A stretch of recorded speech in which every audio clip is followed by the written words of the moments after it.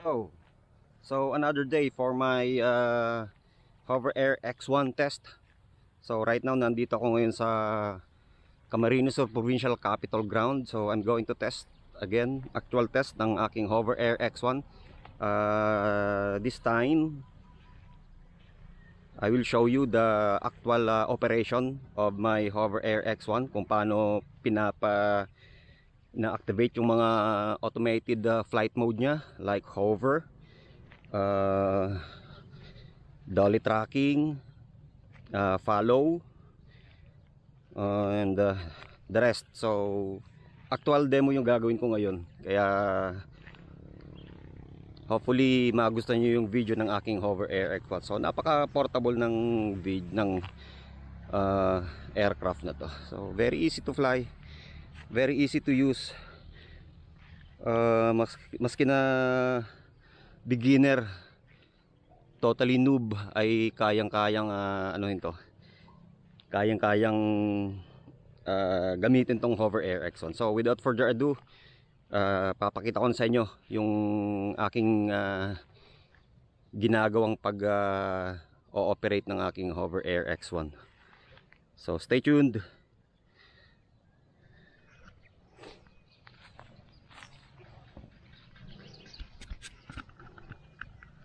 2,000 years later. So the very first thing to do, of course, is to power on the aircraft, the Hover Air X1. So siguro mga 5 seconds na press power button, then ma-activate mo yung aircraft, magpa-power on siya. Nagsa-self test yung niya, yung camera. So current mode, hover. So then you can choose the different flight mode na gusto mo dito sa mode button. I will show you kung paano. Basic lang, push lang, then pakinggan nyo. Zoom out. Yeah, zoom out. Follow. Yun, follow.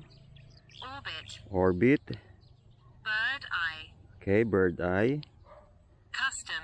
Alright. Dolly track. Yan, dolly track yung gagamitin ko sa custom. So una natin gagawin yung yung hover, basic. Hover. So yun. So syempre i-unfold mo yung aircraft dapat para lumipad siya and ma-spread out yung niya, yung propeller niya. So basic lang, tulad nung ginawa natin sa pag-activate dito, eye level, lalagyan mo siya sa eye level. Then since napili na natin yung hover, naka default siya sa hover as first flight mode. So next natin gagawin ay press lang ng isa yung power button para ma-activate yung hover mode. Okay, so gawin natin. Tapat sa mukha, in your face, then press once yung power button to activate the hover mode. 1, 2, 3. Continue. Hover. Alright, so una-una, pag naka-green yung niya, yung light indicator niya sa front, ay hindi pa siya kumukuha ng ng video. Tapos pag nakapula na siya, naka-red na, kung mapapansin niyo, makikita niyo naka-red yung niya, yung ilaw niya sa front. Ibig sabihin ay kumukuha na siya ng video or ng footage.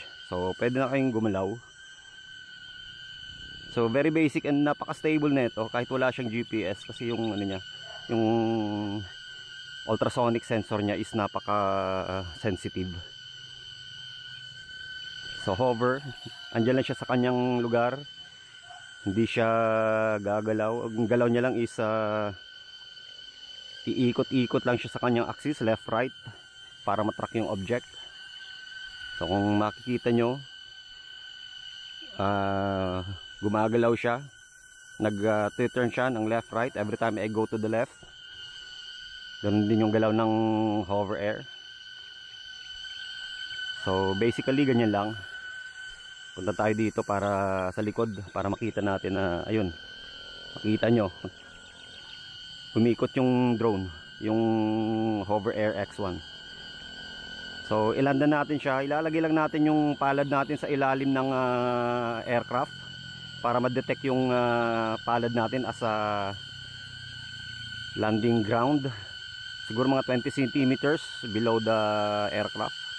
So ginagawa ko spread yung aking fingers para sambot na sambot ko yung yung aircraft para hindi kumawala, hindi siya mag-slip sa aking palads. So ganyan lang, 20 centimeters, then magi-green, ibig sabihin huminto na yung video footage na pagkuha niya. So maglalanda siya sa aking mga kamay. So ganoon lang kabilis, ganoon lang kasimple. Then subukan natin tong pangalawa. So pipindutin ulit natin yung mode button para ma-navigate tayo sa next na flight mode nya. Pakinggan natin. Zoom out. Ayun, zoom out. So 9 meters yata yung na-i-set ko dito sa application na zoom out. So since na nakapili na tayo, pwede natin gamitin yung Hover Air X1. Tapat ulit, eye level. Lagi naka eye level para mapagkuha ng footage ni Hover Air X1 ay kuhang-kuha yung Kaso problema baka naka yung zoom out ko naka yata to. Hindi ko na set yung naka portrait yata yon. Anyway, subukan na lang natin. So yun na, pindutin ulit natin yung power button. Quick, yun. 9 meters. Zoom out. Ayun, 9 meters. Ayun, mapapansin nyo, magpupula ulit siya. Ayun. Then, lalayo siya ng 9 meters. Ang galing. Kaso ang init ng sikat ng araw. Tapos babalik siya sa kanyang pinanggalingan. Yun. Tapos pwede na nating saluhin ulit para i-land. Alright, so ganun lang kasimple. Napakasimple lang guys. Walang kahirap-hirap. Napakadaling gamitin. So next mode. Pakinggan nyo kung ano next mode. Follow. Yun, follow. Yun, susundan tayo nito. So ganun pa rin. Eye level. Then press the power button to activate the follow mode. Standard. Follow. So yun, ayun na, nakapula na siya. So ibig sabihin kumukuha na siya ng picture sa atin. So pwede na tayong sundan ni Hover Air X1. Kahit saan tayo magpunta, susundan tayo niyan. Yan. Punta tayo dito.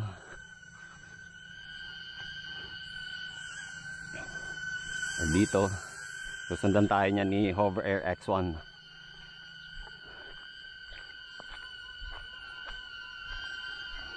Hindi siya, nakikita ko yung anino niya oh.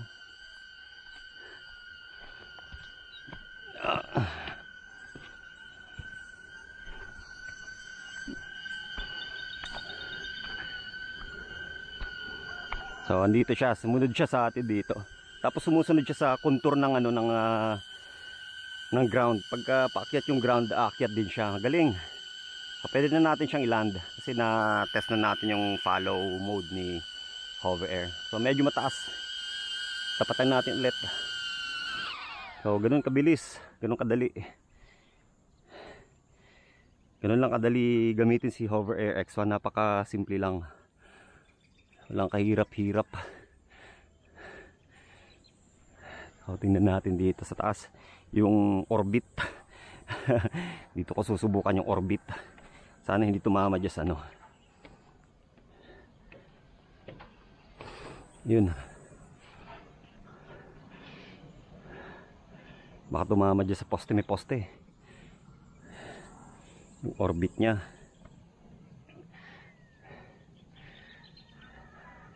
Tingnan natin. So sunod ay tingnan natin, pakinggan nyo kung ano yung susunod. Ayan. Orbit. So orbit naman, iikot siya sa object or sa akin. Pagka dito lang ako para hindi maano to, hindi tamaan yung poste, tamaan yung poste. Kaso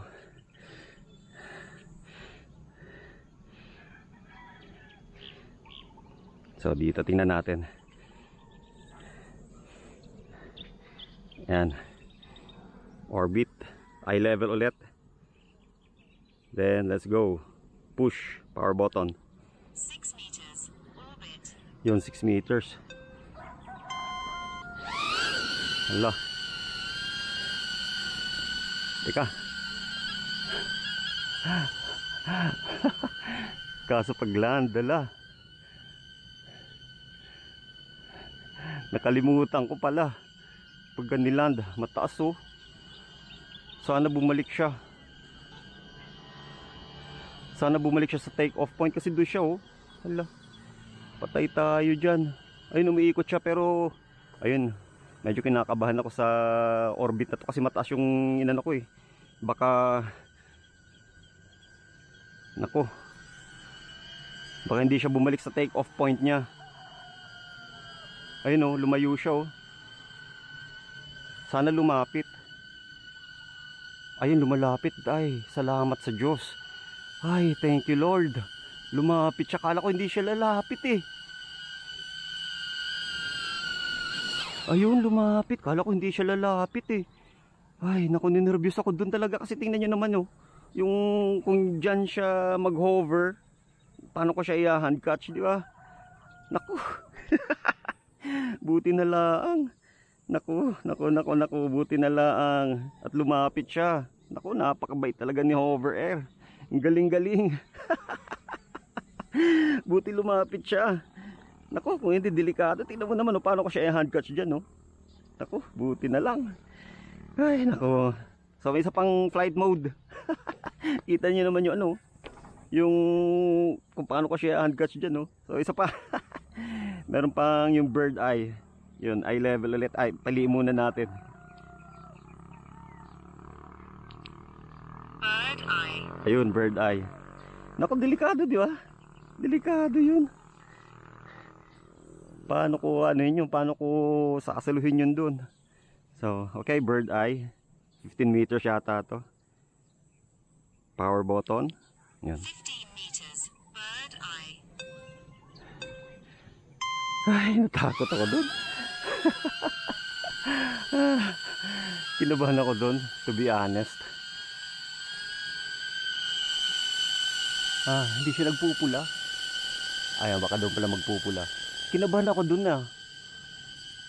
Kasi all the while talaga iniisip ko hindi siya babalik sa take off point niya. Baka dun siya mag-hover sa medyo hindi naabot nitong platform na to. So delikado, paano ko to, ano, paano ko yun i-hand catch kung sakaling nag-hover lang siya dyan, no? Di ba? Ay naku, buti na lang. Buti na lang talaga. Bumalik sa kanyang take off point. Si Hover. Pero ang galing niya, oh. Ay, buti na lang talaga bumalik ka Hover. Kung hindi, nako, paano na yung aircraft ko? Baka nag-crash. Baka na-crash ko, or ang gagawin ko ay pipilitin kong, buti dala ko yung cellphone ko, pipilitin ko siyang i-connect through manual para maidala ko siya sa safe na lugar. So yun yung ano ko, i-connect ko siya sa cellphone. Yun yung naisip ko kaagad habang umiikot si Hover Air. Yun yung naisip ko, pagka hindi siya bumalik sa take off point niya, yun yung naisip ko, i-connect ko siya sa aking cellphone para maidala ko siya, makontrol ko siya sa safe na lugar. Ako, napakadelikado. Napakadelikado. Okay, anyway, may natitira pa tayong dalawang battery. I mean, siguro 50% battery pa to. May dalawang ano pa, dalawang ilaw yung battery niya. So, siguro 50% pa to. Yung dolly track naman yung susubukan ko ngayon. Tapos yung bagong feature niya, may bago siyang feature yung target tracking yata yun sa Orbit. So susubukan ko siya mamaya yung bagong feature na yon sa bagong update. Tapos meron ako ditong extra battery, yun yung gagamitin ko sa target tracking na bagong update, bagong feature sa Orbit mode. Pero ano yata yun sa i-configure pa sa cellphone. Kailangan mai-connect ko siya sa aking phone. So anyway, dito tayo sa dito ako sa dolly track. Eto, pakinggan nyo. Custom. Dolly track. Ayun, dolly track naman. So maglalakad-lakad ako ng konti dito sa ground. Buti walang tao, kaya medyo totally free ako na maggawa ng video na to, ng vlog na to sa aking Hover Air X1. So let's go. Dolly truck. So ano rin siya, sunod din siya ng sunod sa'yo, harap likod, harap likod. So ganun ang ginagawa ni Hover Air X1 pagka naka dolly truck. So dolly truck, eye level ulit, laging eye level, push the power button. Dolly track. Yung pakinggan nyo.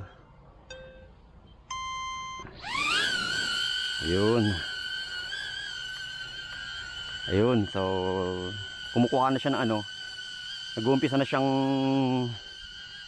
kumuha ng video, kaya pwede na tayong gumalaw.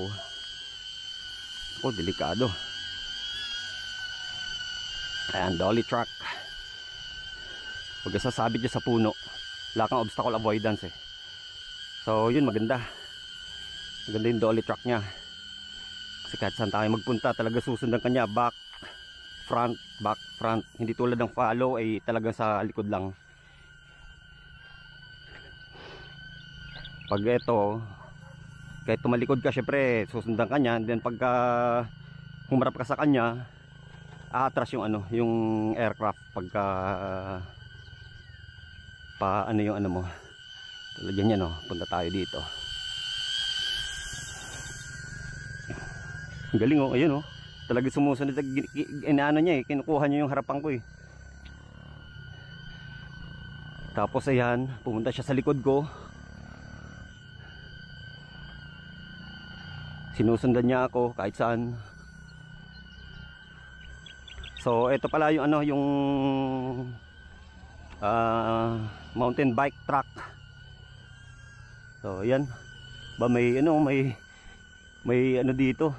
May alambre, baka sumabit. Ano bang height niya? Hindi, mababa lang. Okay lang to. Hindi to aabot, hindi siya masasabitan. Ay, buti na lang talaga kanina talaga na yun medyo ninervyos ako dun Parang medyo nanlambot yung aking mga tuhod kanina kasi yun talaga yung iniisip ko kung sakaling hindi siya bumalik doon sa take off point niya. Ako, delikado. Ayun, natapos na. Nagsawa na sa dolly truck. So yun yung sample ng ng dolly truck. Siguro sa battery niya hindi niya nakakayanan, kaya bumigay na yung dolly truck.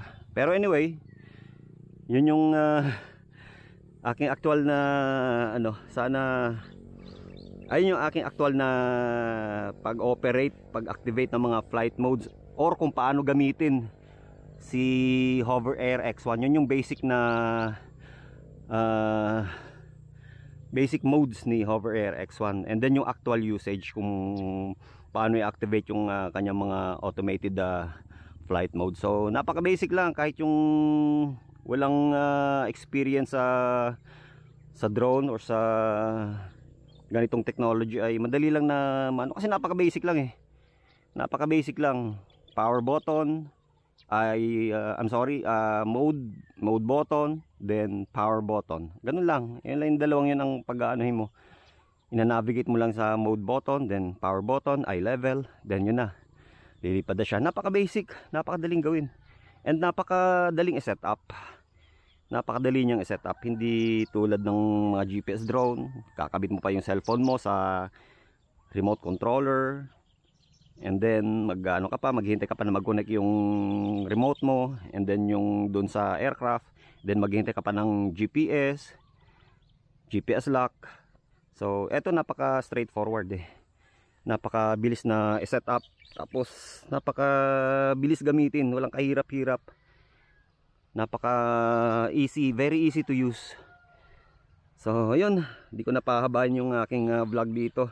So sana nagustuhan nyo yung aking yung aking video, yung aking vlog dito sa aking Hover Air X1. Kasi yung unang video ko dito ay wala sa actual na practice eh. Pinakita ko lang sa inyo yung kung paano i-operate yung pero wala sa real wala sa real world yung yung video. Eto nasa real world tayo. Totoo yung I mean actual yung aking pag-demo ng Hover Air X1, yung flight modes niya kung paano gamitin. So thank you so much for watching, and sana mag-subscribe kayo sa aking channel. Thank you. Bye.